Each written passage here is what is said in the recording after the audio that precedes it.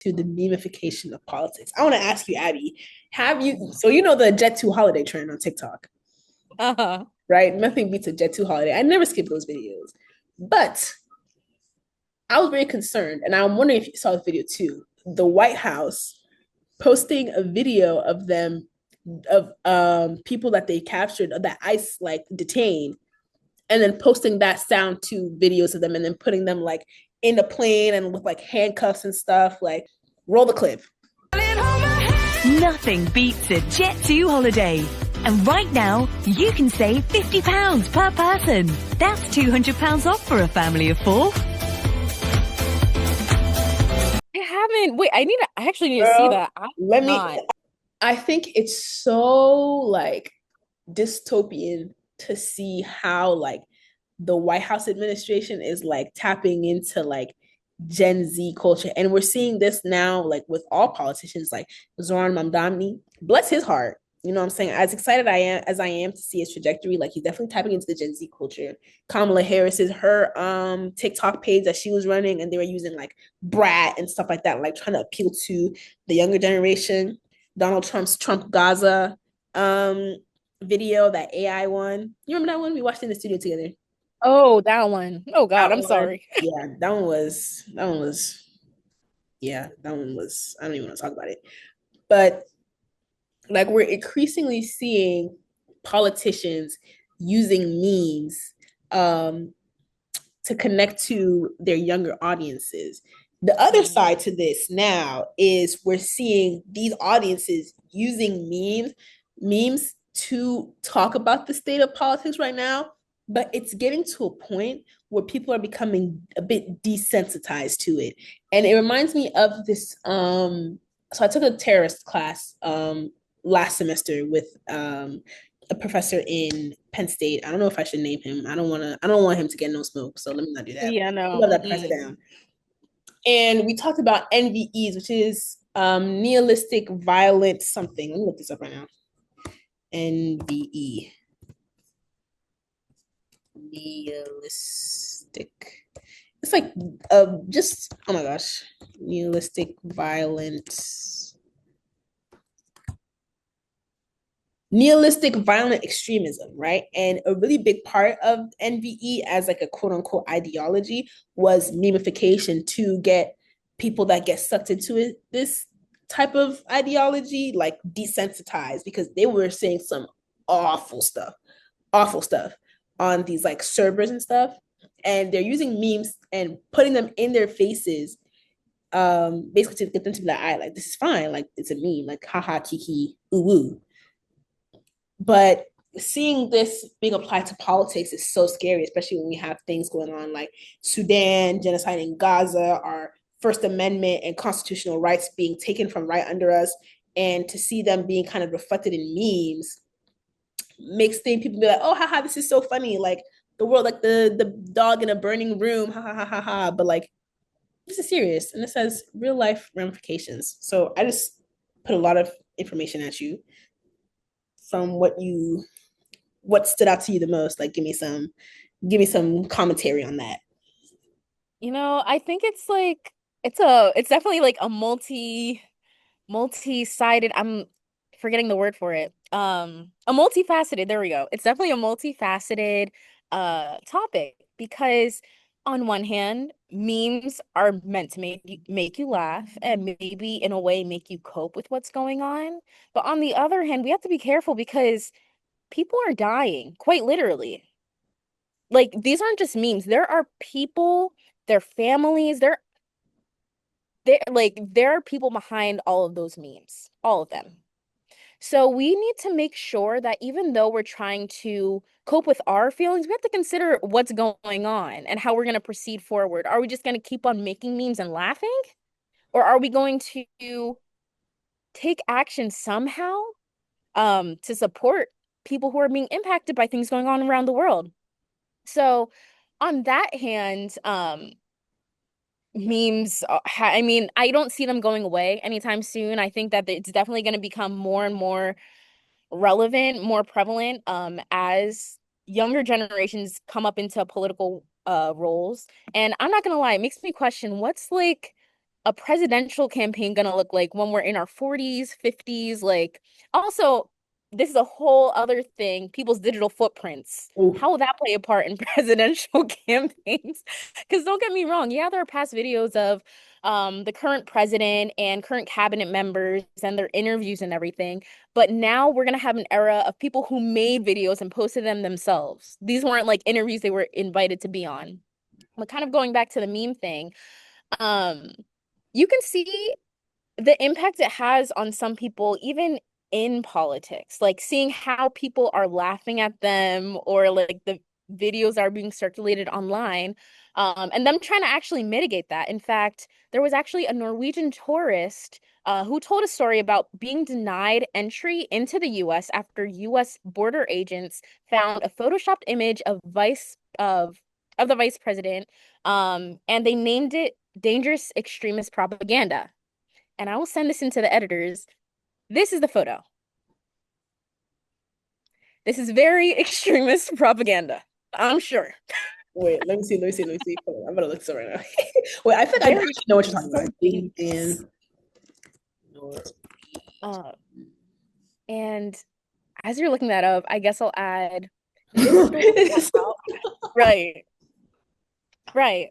So extremist, so scary. Oh my So God. scary. Like, oh my Just God, talk about chills. put them on the national terrorist, Right. whatever it is they have, terrorist database. Bye. And it's so funny because once the story got out, obviously our generation, we don't mess with people trying to leverage power like that. We don't. That's something I've realized. We stand on business. We do. You do. But you know what everybody did? They took a screenshot of that, put that as their profile picture, and commented on the post. So you just see a whole bunch of in the profile picture, a whole bunch of people. I'm sure if you look on there right now, what it's August right now, Yeah. I'm sure if you look on there, you'll find some people who still have that profile picture. I'm sure if you look up the videos. It's great because the thing is, if you're making a big, first of all, when you're growing up, you learn if you make a big deal about something, people will continue to tease you about it. They will. When you're trying to control it and be like, no, you can't do that, blah, blah, blah, people are going to take that and run with it. That's how our generation grew up. Exactly. So I really don't know what this administration was thinking with, oh, yeah, if something is embarrassing, I guess. Like, I don't know. I don't know how they made that determination that it was extremist, wait, no, dangerous extremist propaganda. But them cracking down on that picture just made it worse. Exactly. They just made it worse. Exactly. And I think that raises a good point of like how like internet culture and like memes and stuff is like being used as like a form of communication. Like you remember the DBQs that you had to do and like pre-AP and AP history and stuff. Like Oh my just like God. that. I'm sorry. You just really, you woke up a, oh my God. I took it way back, Bro. way back. Oh Yup. my God. Mind you, high school was like, it's been 4 years since we graduated high school. Right. Oh my God. That was like, it feels like an era ago for real. I And know. what? Like this type of stuff is going to be on the DBQs and stuff. So we'll see that. But I want to go back to the idea of like now politicians using memes. It's like sometimes it's like Mhm. kind of cringe. Just like, okay, like you're like 50 years old talking about some, oh, it's a Kamala Harris is a brat. I'm like, Kamala Harris is for the brats. I don't know. It's funny sometimes, but then other times it's like, girl, like people can't eat. Like eggs is Yeah. $20. I don't really care if you listen to Charlie XCX. Like, there's merits in trying to fit in with Gen Z, obviously, because we're like the younger population, like starting to vote and stuff. But it's like, I feel like there's a line to be drawn when it doesn't become about actual policy anymore and it just becomes like a competition of like who can win the youngsters over. Like, we literally don't care if you're tapped into our meme culture. Like, can you get us affordable education? Can you get inflation? Can you enact some type of fiscal or monetary policy that will help future generations be able to buy a house at a reasonable price? And then going back to this Trump Jet 2 holiday video, this is where the desensitization comes in.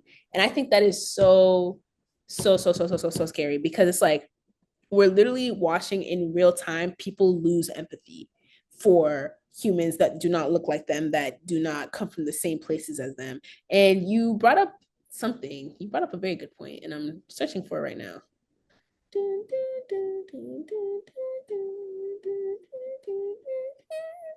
Nah, I lost it. I lost it. But you brought up a very good point about something about the younger generations. There you go. The younger generations coming up and like, you know, how presidential elections are going to look then. And I think that in this era that we're in now, like we're starting to lose empathy. And I think that empathy is, oh shoot, Jim is over in 10 minutes anyways. In this generation, we're starting to lose empathy for people that don't look like us. And I think that the memeification of politics, it has a huge role in that. And I think when these people that are coming behind us, when they're at our age or when they're at the age to be actually running for politics and running for office, like they're going to lose that. They're going to lose that empathy because they grew up seeing really important and tense issues like immigration, like racism, be treated as a meme. Like, I don't know if you saw, if you're watching Love Island season 7, but there was a picture circulating around of Huda being posted on Derek Chauvin's body and Olandria being on George Floyd's body with Derek Chauvin on George Floyd's neck. It was Huda on Olandria's neck. Like just that type of stuff. That's not politics, but that's like type of stuff that I'm saying that's like people are just not going to care about each other from in like 15 years from now. And that is going to hugely affect what politics looks like in the next 3, 4, 5 election cycles. No, yeah. And kind of going back to that, it's like, I'm not gonna lie, I do want to comment on that. It's literally a TV show. Like, people have to separate that. Like, listen, people, there are different cuts of whatever scenes. Why are we dragging it into this type of content? Like, what happened to George Floyd was tragic. It was tragic and a result of a very broken system. And there was a whole, I mean, there's a whole story on how they knew each other and everything. It was tragic. It's a result of a broken system, as I said. Why are we mixing it? So where was that? Do you guys not feel bad anymore? Is that what's going on? Like, oh, it's like, oh, well, it's just another. I'm never gonna meet them, you know, they'll never see Right. me in real life. And that's again we can get into a whole conversation about social media and morality and stuff like that, but we do not have time for that, unfortunately. But yeah, it's ridiculous. This empathy, this lack of empathy, like, yeah, it will have an impact. Hopefully we can bounce back as a generation and find it again. But at the same time, I am gonna make this one, I guess, I don't know if this would be devil's advocate, but in terms of people losing empathy, when you're hit with so much information about what's going on, you're so like worried about yourself. That can happen where it's like, oh, well, that person over there, I don't really care, which is crazy. It's absolutely crazy. But all at the same time, it's a psychological thing where it's like, well, I'm suffering. Well, I'm not suffering as much as that person. That's an insane way to think. But I feel like a lot of people in our generation are like, well, I'm worrying about me, and they're becoming very selfish. Yeah. That's the one thing. I don't know if I said that well. No, you definitely did. Definitely. Because I think I feel the exact same way. And I think that's why it's so like important that we have like people running for office that still kind of exude that. This is not Zohran Mamdani propaganda, but I just really like him as a candidate. I think he's going to do good things if the Democratic Party lets him. But like, it's important for our representatives to kind of have that as a priority. And going back to the PBS and the NPR conversation, again, like that's why journalism is so important, because you get to see stories of people that may not necessarily, that are in your community, sometimes outside of your community, and you get to understand or at least get a glimpse into how they're living, what their lives look like, who they are as people. So I think this administration overall is going towards a very like individualistic I guess individualistic society. We're trying to move that way, which America always has been pretty individualistic. But I think this new emphasis on apathy for others and really just being like, as long as my side is good, like I don't really care what the rest of y'all do, is so dangerous. But for some reason, it has been very effective because the guy's the president. for the second time. And then I kind of want to add to that. I guess I wish I said this earlier, but in terms of having empathy for others, things that happens to another community impacts you, whether you realize it or not. It always impacts you. Always. So if it's not empathy, it's being selfish in a different way, I guess. Like, worry about that community because you're worried about you too. Like, I don't Yeah, know. Like, exactly. however you have to put it, care about someone. Like, I don't know. Yeah, Exactly. but And MLK said it best: injustice somewhere is injustice everywhere. mm-hmm. Mm-hmm. So that is how we're gonna wrap that episode. We are so excited. I'm going to be back in the United States because I'm currently not in the United States right now. I'm going to be back in the US, so hopefully things are going to be easier in terms of timing wise. Everybody's going to be back on their grind, back on their routine. So BTM Politics will be back on your screens regularly very, very, very, very, very soon. We are so excited to give you guys more content, even if more content comes at the expense of our constitutionally given rights. But that is okay because the content is going to be amazing. So thank you so much for sticking with us through this dry period. We're back now. Make sure you check out BTM Sports and BTM Entertainment, and we will be back on your screens very, very soon.